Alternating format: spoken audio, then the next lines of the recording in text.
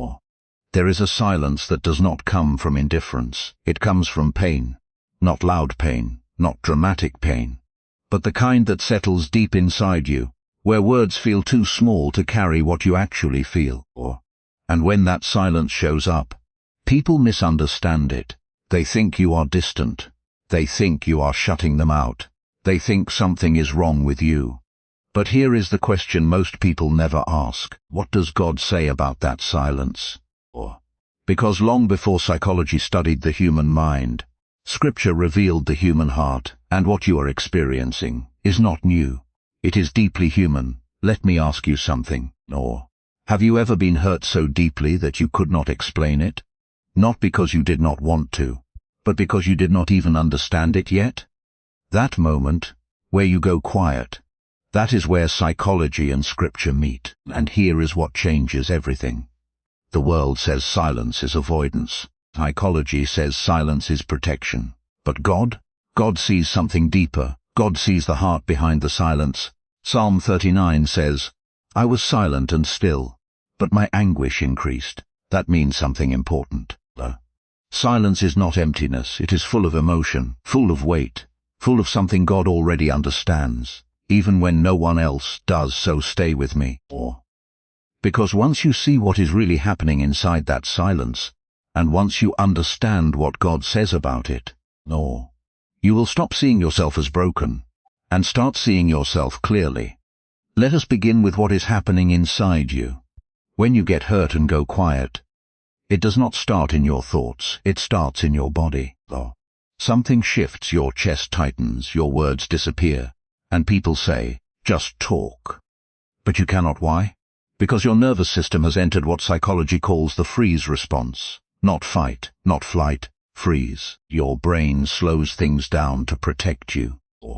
Even the part responsible for language becomes less active. So when you cannot speak, it is not because you are unwilling. It is because your body is holding you together. Now here is the question. Does God misunderstand that silence? No, because Scripture shows us something powerful. In Psalm 62 it says, "Truly my soul finds rest in God. My salvation comes from Him." Notice this. Silence and rest are connected. Not every quiet moment is disconnection.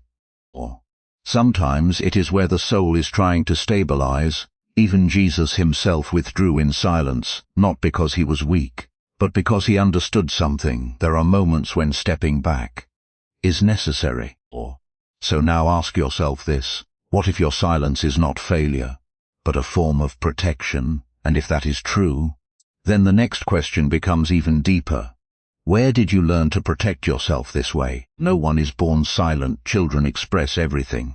They cry, they speak, or they react without fear. So what changed?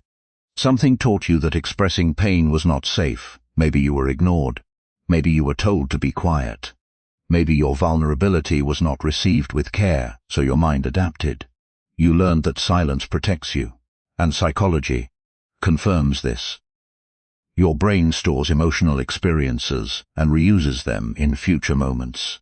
But here is where Scripture speaks directly into that. Proverbs says, "Above all else, guard your heart, for everything you do flows from it." Think about that. Guarding your heart is not weakness, it is wisdom. But here is the tension.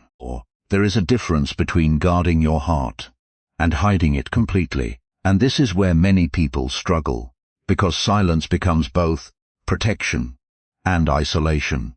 Now let me ask you something. When you go quiet, what is really happening inside? Because while others see stillness, your mind is moving. You are replaying conversations, analyzing emotions, trying to understand what is true. That is not avoidance, that is depth. Psalm 4 says, "Search your heart on your bed and be silent." That is not human advice, that is God inviting reflection. So now the question changes. What if your silence is not shutting down, but searching within? And if that is true, then there is one more layer most people never see. Sometimes your silence is not just about you, it is about protecting others too. There is a reason you do not speak immediately, because you understand something powerful. Words have weight, and once spoken, they cannot be taken back, so you wait. You process, you hold your thoughts until they are clear. Now let me ask you something honestly. Is that weakness, or is that wisdom? Because Scripture says, the one who has knowledge uses words with restraint. And again, even fools are thought wise if they keep silent. The silence in the right moment is not failure, it is control. Psychology calls it staying within your window of tolerance, a place where you can actually communicate clearly. Outside of it, emotions take over. You already know this, that is why you do not rush to speak. You wait until your words are true. But here is the painful part. Others do not always understand. They push, they demand answers, and that pressure makes you retreat even more. But God sees something they do not. God sees the intention behind your silence. And here is the truth. When you finally speak, your words carry weight, because they are not reactions, they are processed truth. Proverbs says, the tongue of the wise brings healing. That is you.